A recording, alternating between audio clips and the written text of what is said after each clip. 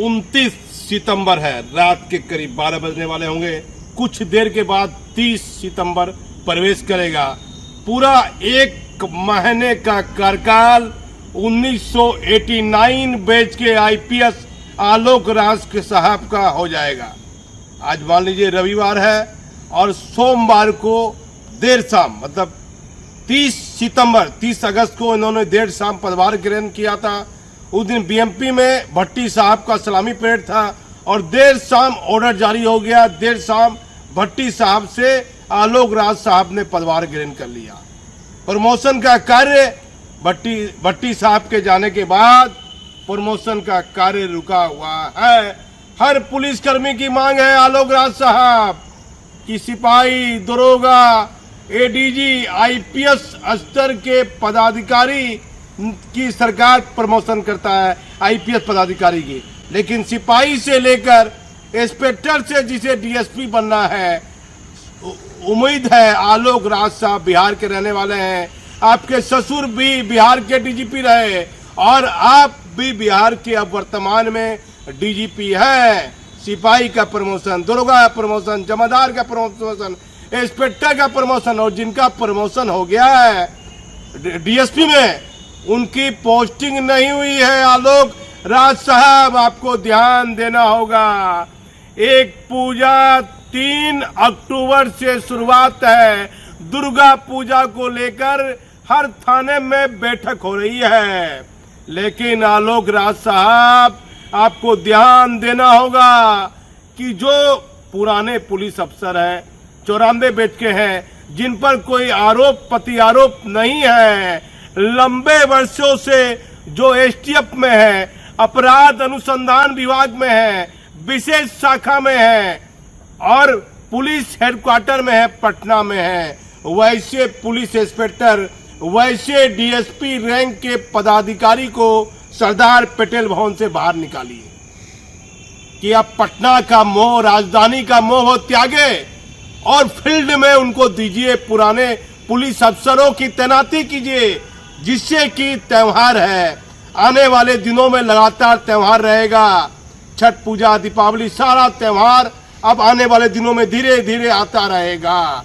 उसके बाद विधानसभा चुनाव भी है। तो आलोक राज साहब महत्वपूर्ण, जो सबसे अनुभवी भी है पुलिस अफसर, जो 10 साल से, 5 साल से, 15 साल से अपराध अनुसंधान विभाग में है, रेल में कई लंबे वर्षों से पदाधिकारी का तबादला नहीं हुआ है, रेंज में सिपाही का तबादला नहीं हुआ है। पूरे बिहार में माननीय मुख्यमंत्री जी, पुलिस कर्मियों का तबादला रेंज से नहीं हुआ है। बांका, भागलपुर, एक ही जगह सिपाही तैनात है। का 12 साल हो गया, 13 साल हो गया, 14 साल हो गया। तो भट्टी साहब से पुलिस कर्मियों को उम्मीद थी कि भाई प्रमोशन मिलेगा, मिला भी। अब आलोक राज साहब, आप बिहार के रहने वाले हैं, प्रमोशन के काम में कहाँ दिक्कतें आ रही है, कहाँ लापरवाही हो रही है, इसको आगे बढ़ाइए। मान लीजिए कि डीएसपी की पोस्टिंग सरकार करेगी, माननीय मुख्यमंत्री करेंगे, कुछ आईएएस पदाधिकारी करेंगे, आपको नहीं करना। आप इंस्पेक्टर तक की पोस्टिंग तो डीजीपी स्वयं कर सकते हैं, सरकार से कोई आदेश लेने की आवश्यकता नहीं है। 15 साल, 20 साल जो पुलिस इंस्पेक्टर पटना में ही है, उसे पटना से निकालिए। भागलपुर, बांका, आरा, बक्सर, मोतिहारी, दरभंगा, मुजफ्फरपुर, मधुबनी, सहरसा, कई महत्वपूर्ण जिले हैं, मधेपुरा, वहां तैनाती कीजिए। अब एक खबर आ रही है, विशेष महत्वपूर्ण खबर आ रही है, विशेष शाखा में वर्तमान डीजीपी के आदेश के बाद कई पुलिस इंस्पेक्टर और दरोगा की तैनाती की गई है। अब मैं बहुत तेजी से कोशिश करूंगा कि सभी पदाधिकारी का नाम पढ़ देता हूं।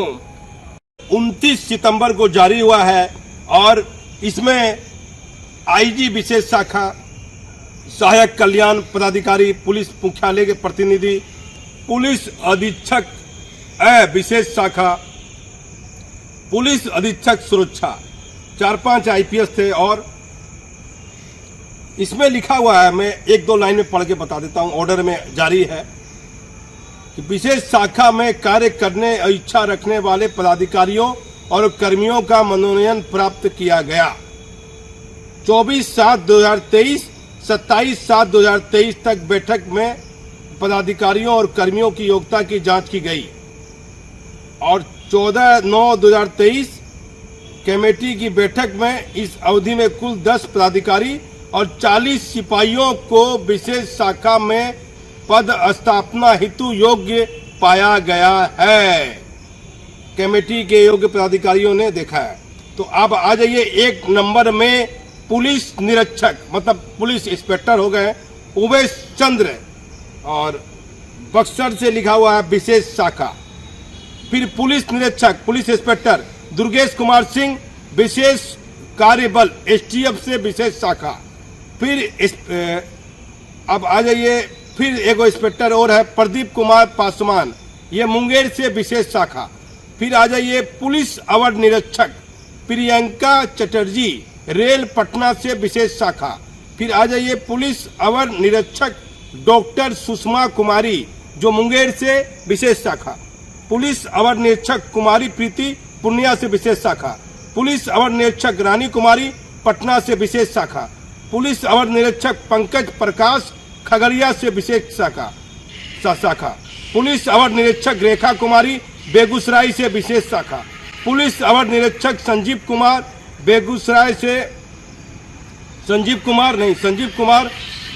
एसटीएफ से विशेष शाखा।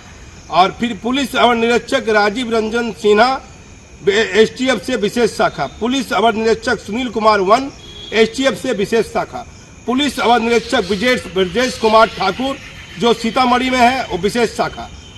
पुलिस अवर निरीक्षक मनीष कुमार झा अररिया से विशेष शाखा। सहायक पुलिस अवर निरीक्षक रविशंकर सिंह वैशाली से विशेष शाखा। सहायक अवर निरीक्षक मोहम्मद एरहार खान साहब शिवहर से विशेष शाखा।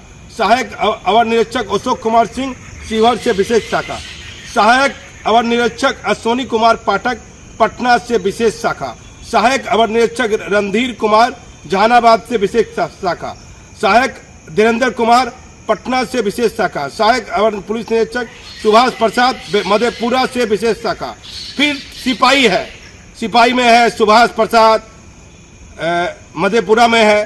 फिर आप आ जाइए पटना में कई लोगों का नाम, पटना से है अमर कुमार, पटना से है राहुल पासवान सिपाही, पटना से है अनिल कुमार पटेल, पटना से है अमित कुमार, पटना से है विपिन कुमार, लक्ष्मण कुमार, कामेश्वर राम, रूनी कुमारी, दिवाकर कुमार, अनिल कुमार दास, 663 प्रिंस कुमारी, आदित्य कुमार, मदन कुमार, अमित कुमार, कुमार नीतू और सूरज कुमार और रितेश कुमार, जगंदर अंसारी, विजय कुमार राम, राजू शर्मा, दीपक कुमार, राम दिवाकर, ये रोहतास से हो गए। इसमें कुछ लोग बक्सर से हैं, जैसे अंसारी साहब बक्सर से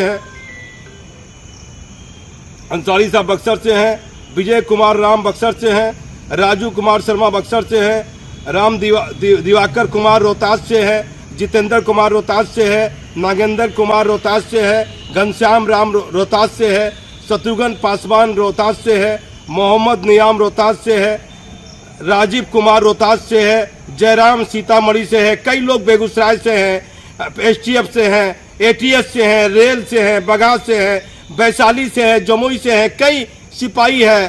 करीब 106 पुलिस कर्मियों का हुआ है। और डीजीपी के अनुमोदन के बाद ADG special branch Sunil Kumar ने ये ऑर्डर जारी कर दिया है। लेकिन मुख्यमंत्री जी, बिहार में यदि विधि व्यवस्था की स्थिति बेहतर बनाई रखनी है तो पुराने पदाधिकारी जो पटना में महत्वपूर्ण पदों पर सेंटिंग पोस्ट पर है उन्हें बाहर निकालिए, काम करने का उनसे ऊर्जा लीजिए, उनको बेहतर उनसे काम लीजिए। सरकार वेतन दे रही है, वह पटना में सेंटिंग पोस्ट में बैठे हुए हैं। कई 94 बेच के इंस्पेक्टर जिन्हें डीएसपी बनाकर सेंटिंग रखा गया है, जिले में दीजिए। त्योहार का समय है, चुनाव है, महत्वपूर्ण जिम्मेदारियों को उनको दीजिए कि आपकी महत्वपूर्ण जिम्मेदारी है और बेहतर तरीके से उसे निभाए। वर्तमान डीजीपी साहब 1989 बैच के हैं, 30 सितंबर 12 बज के ऊपर हो गया और ये देर शाम तक 1 महीने का कार्यकाल। आलोक राज शांत स्वभाव के हैं।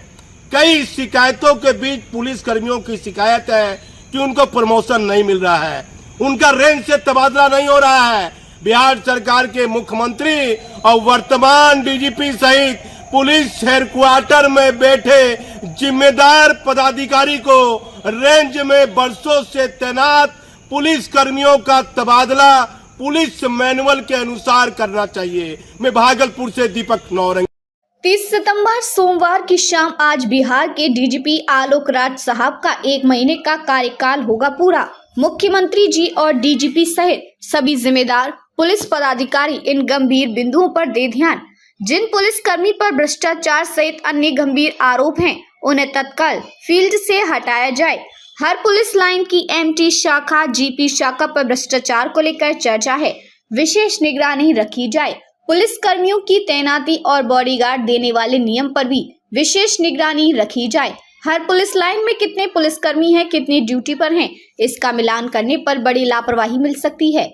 35% महिलाओं की हो रही है बहाली, लेकिन रहने और शौचालय की बेहतर व्यवस्था पुलिस कर्मियों के लिए नहीं।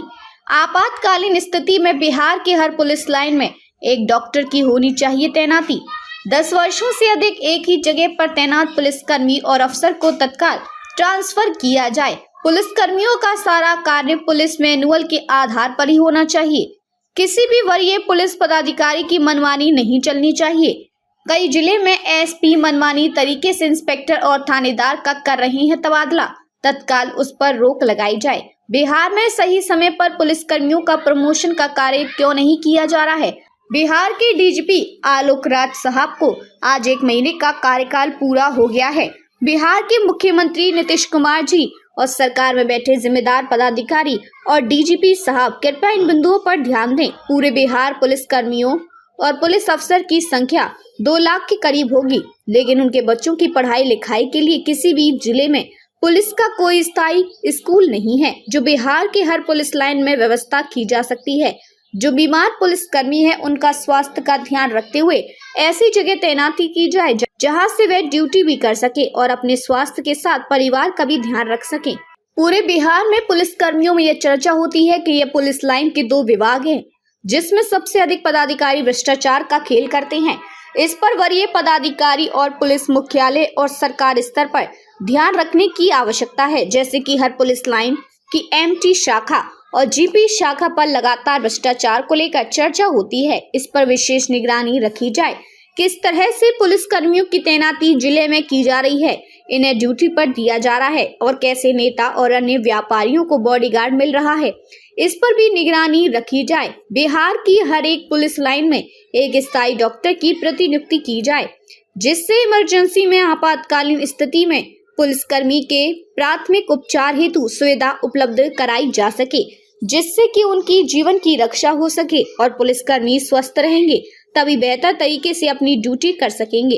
करीब 10 वर्षों से अधिक एक ही जगह तैनात पुलिसकर्मी और अफसर को उस जगह से तत्काल ट्रांसफर किया जाए। पुलिस मैनुअल के हिसाब से किसी भी पुलिसकर्मी को उसके जिले के 60 किलोमीटर या 80 किलोमीटर दायरे में ही तैनाती करने की व्यवस्था और नियम है, उसका अनुपालन पुलिस मुख्यालय जल्द कराया जाना चाहिए।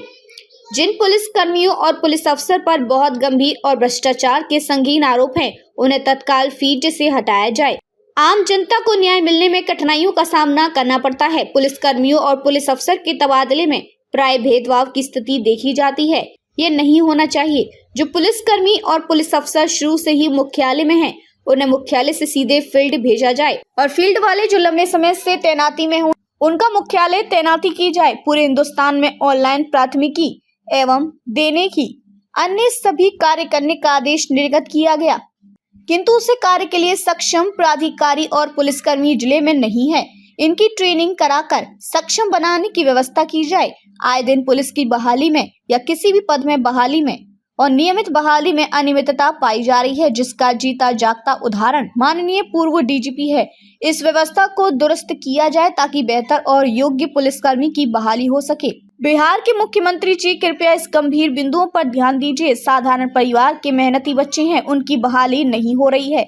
जो हर तरह से पैरवी और प्रभावशाली है, उनके बच्चों की बहाली आसानी से हो रही है। तुम साधारण परिवार के बच्चों के भविष्य के साथ खिलवाड़ है, जिनका कोई भी पैरवी अन्य पैगाम नहीं है। आए दिन इस तरह की बातें सोशल मीडिया और समाचार पत्र में चर्चा में बने रहते हैं। 35% महिला की बहाली हो रही है, किंतु उनकी आवासन और शौचालय की व्यवस्था कहीं नहीं है। इसको सुधार की आवश्यकता है। हर पुलिस पदाधिकारी की वर्दी एक ही कलर की स्वयं होनी चाहिए। प्राय ऐसा देखा जाता है, तरह तरह की वर्दी प्राधिकारी पुलिसकर्मी पहन लेते हैं। 10 पुलिसकर्मी या पुलिस अफसर कहीं पर एक साथ है तो सबकी वर्दी अलग अलग देखी जाती है, जो नहीं होना चाहिए। एक तरह का होना चाहिए। कई गंभीर बिंदुओं का हमारे चैनल ने जिक्र किया है। हम सिर्फ सच दिखाने का जरिया है। हमारा किसी से कोई निजी मतभेद नहीं है।